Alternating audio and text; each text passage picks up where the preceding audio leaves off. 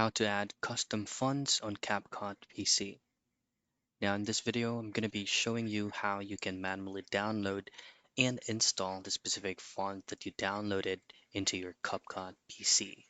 But first, you just have to open up your CapCut client, which is going to be this one right here. So for you to add a manual text, you just need to go into the text icon and add straight a default text. For you to be able to customize it, just simply double tap or double click on this orange highlighted icon, and then this is where you can adjust and change the font.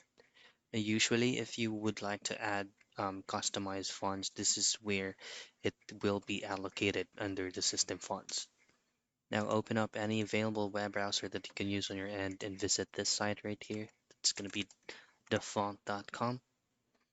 And from here, you will have a lot of options depending on your taste and what specific font that you'd like to download.